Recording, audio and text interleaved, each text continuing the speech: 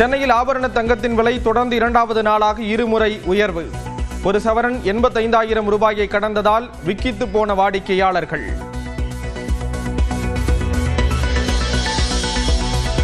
காஞ்சிபுரம் டிஎஸ்பிக்கு எதிராக கைது உத்தரவு பிறப்பித்த மாவட்ட நீதிபதி தொடர்பான வழக்கில் விஜிலன்ஸ் பதிவாளரின் விசாரணை அறிக்கை தாக்கல். நீதிபதி மீது நடவடிக்கை எடுப்பதற்காக அறிக்கையை நிர்வாக குழுவுக்கு அனுப்ப உயர்நீதிமன்றம் உத்தரவு.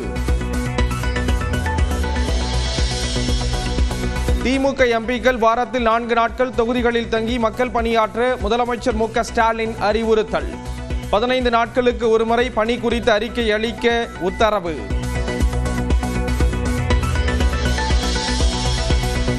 ஆட்சியில் காங்கிரஸ் பங்கு கேட்பதன் மூலம் திமுக கூட்டணியில் விரிசல் ஏற்பட்டுள்ளது. உதகையில் பரப்புரையில் ஈடுபட்ட அதிமுக பொதுச் செயலாளர் எடப்பாடி பழனிசாமி குற்றச்சாட்டு. எதிரிகள் திமுக கூட்டணி உடையும் என சொல்லி வந்தாலும் கூட்டணி கட்சிகளின் எண்ணிக்கை தொடர்ந்து அதிகரிப்பதாக துணை முதல்வர் உதயநிதி பேச்சு. இபிஎஸ்க்கு கார் மாறுவதும் கால் மாறுவதும் புதிது கிடையாது என்றும் விமர்சனம். செப்டம்பர் 25ஆம் தேதி முதல் 3 நாட்களுக்கு கோயம்புத்தூர் நீலகிரியில் கனமழைக்கு வாய்ப்பு. 26ஆம் தேதி தேனி தென்காசியில் கனமழை பெய்யும் என்றும் வானிலை மையம் கணிப்பு.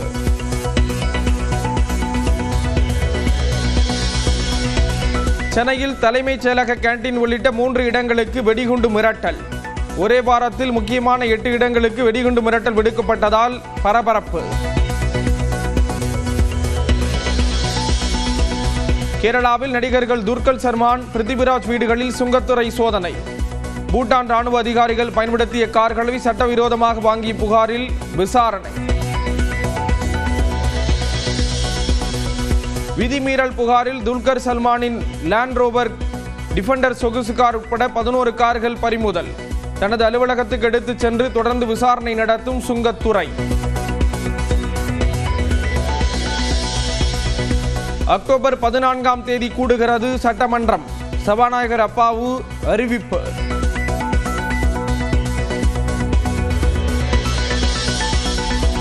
தேசிய ஜனநாயக கூட்டணியிலிருந்து வெளியேறிய முடிவை திரும்ப பெற டிடிவி தினகரனை வலியுறுத்தினேன். டிடிவி தினகரனை சந்தித்து பேசியது தொடர்பாக பாஜக முன்னாள் தலைவர் அண்ணாமலை விளக்கம். எடப்பாடி பழனிசாமியை முதலமைச்சர் வேட்பாளராக ஏற்றால் கூட்டணிக்கு வரலாம். என்டிஏ கூட்டணிக்கு டிடிவி தினகரன் திரும்ப நிபந்தனை விதித்த வைகை செல்வன்.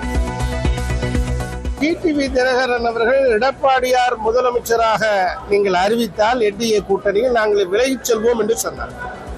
ஆகவே அதற்குரிய பதில்தான் எடப்பாடியாரை யார் முதலமைச்சராக ஏற்கிறார்களோ அவர்கள் யாராக இருந்தாலும் கூட்டணிக்கு வரலாம் என்கிற கருத்தை நாங்கள் முன்வைத்தோம். ஓபிஎஸ் டிடிவி தினகரன் குறித்து இபிஎஸ்ஸிடம் பேசுமாறு நயினார் நாகேந்திரனிடம் நட்டா அறிவுறுத்தியதாக தகவல்.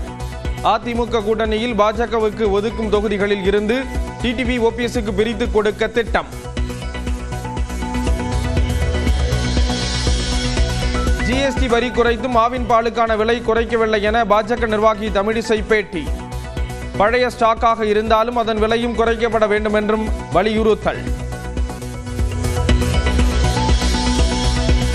கிருஷ்ணகிரியில் பெண்ணின் கழுத்தில் நகையை பறித்த இளைஞர்.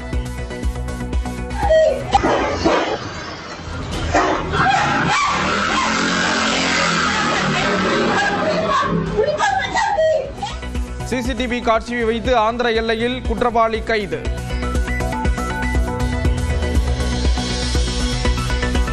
கடலூரில் மொட்டை போட்டு போக்குவரத்து தொழிலாளர்கள் போராட்டம். பழைய ஓய்வூதிய திட்டத்தை அமல்படுத்த வலியுறுத்தல்.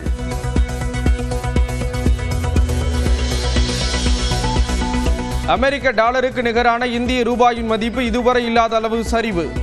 88 ரூபாய் 76 காசுகளாக குறைந்தது.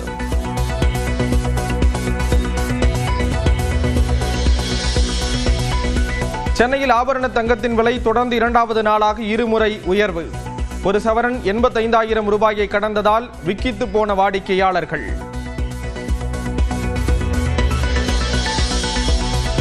காஞ்சிபுரம் டிஎஸ்பிக்கு எதிராக கைது உத்தரவு பிறப்பித்த மாவட்ட நீதிபதி தொடர்பான வழக்கில் விஜிலன்ஸ் பதிவாளரின் விசாரணை அறிக்கை தாக்கல்.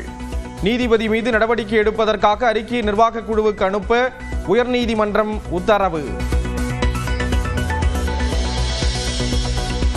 திமுக எம்பிக்கள் வாரத்தில் 4 நாட்கள் தொகுதிகளில் தங்கி மக்கள் பணியாற்ற முதலமைச்சர் மு க ஸ்டாலின் அறிவுறுத்தல். 15 நாட்களுக்கு ஒருமுறை பணி குறித்து அறிக்கை அளிக்க உத்தரவு.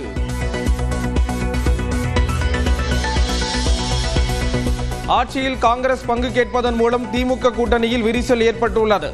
உதகையில் பரப்புரையில் ஈடுபட்ட அதிமுக பொதுச் செயலாளர் எடப்பாடி பழனிசாமி குற்றச்சாட்டு. எதிரிகள் திமுக கூட்டணி உடையும் என சொல்லி வந்தாலும் கூட்டணி கட்சிகளின் எண்ணிக்கை தொடர்ந்து அதிகரிப்பதாக துணை முதல்வர் உதயநிதி பேச்சு. இபிஎஸ்க்கு கார் மாறுவதும் கால் மாறுவதும் புதிது கிடையாது என்றும் விமர்சனம். செப்டம்பர் 25ஆம் தேதி முதல் 3 நாட்களுக்கு கோயம்புத்தூர் நீலகிரியில் கனமழைக்கு வாய்ப்பு. 26ஆம் தேதி தேனி தென்காசியில் கனமழை பெய்யும் என்றும் வானிலை மையம் கணிப்பு.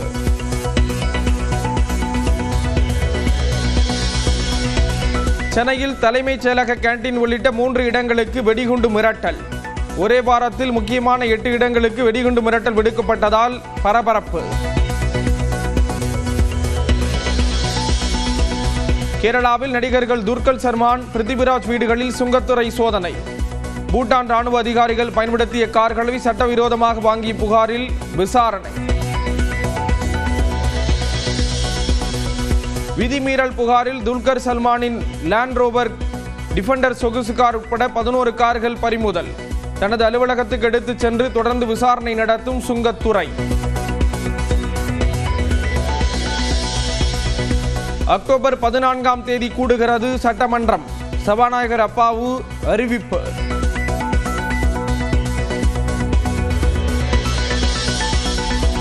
தேசிய ஜனநாயக கூட்டணியிலிருந்து வெளியேறிய முடிவை திரும்ப பெற டிடிவி தினகரனை வலியுறுத்தினேன். டிடிவி தினகரனை சந்தித்து பேசியது தொடர்பாக பாஜக முன்னாள் தலைவர் அண்ணாமலை விளக்கம். எடப்பாடி பழனிசாமியை முதலமைச்சர் வேட்பாளராக ஏற்றால் கூட்டணிக்கு வரலாம். என்டிஏ கூட்டணிக்கு டிடிவி தினகரன் திரும்ப நிபந்தனை விதித்த வைகை செல்வன். டிடிவி தினகரன் அவர்கள் எடப்பாடியார் முதலமைச்சராக நீங்கள் அறிவித்தால் என்டிஏ கூட்டணியில் நாங்கள் விலகிச் செல்வோம் என்று சொன்னார். ஆகவே அதற்குரிய பதில்தான் எடப்பாடியாரை யார் முதலமைச்சராக ஏற்கிறார்களோ அவர்கள் யாராக இருந்தாலும் கூட்டணிக்கு வரலாம் என்கிற கருத்தை நாங்கள் முன்வைத்தோம். ஓபிஎஸ் டிடிவி தினகரன் குறித்து இபிஎஸ்ஸிடம் பேசுமாறு நயினார் நாகேந்திரனிடம் நட்டா அறிவுறுத்தியதாக தகவல். அதிமுக கூட்டணியில் பாஜகவுக்கு ஒதுக்கும் தொகுதிகளில் இருந்து டிடிவி ஓபிஎஸ்க்கு பிரித்து கொடுக்க திட்டம். ஜிஎஸ்டி வரி குறைத்தும் ஆவின் பாலுக்கான விலை குறைக்கவில்லை என பாஜக நிர்வாகி தமிழிசை பேட்டி. பழைய ஸ்டாக்காக இருந்தாலும் அதன் விலையும் குறைக்கப்பட வேண்டும் என்றும் வலியுறுத்தல். கிருஷ்ணகிரியில் பெண்ணின் கழுத்தில் நகையை பறித்த இளைஞர்.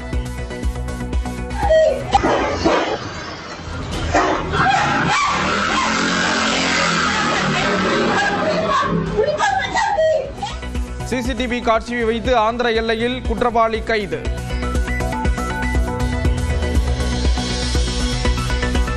கடலூரில் மொட்டை போட்டு போக்குவரத்து தொழிலாளர்கள் போராட்டம். பழைய ஓய்வூதிய திட்டத்தை அமல்படுத்த வலியுறுத்தல்.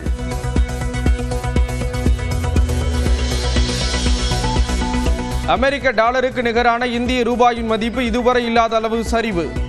88 ரூபாய் 76 காசுகளாக குறைந்தது.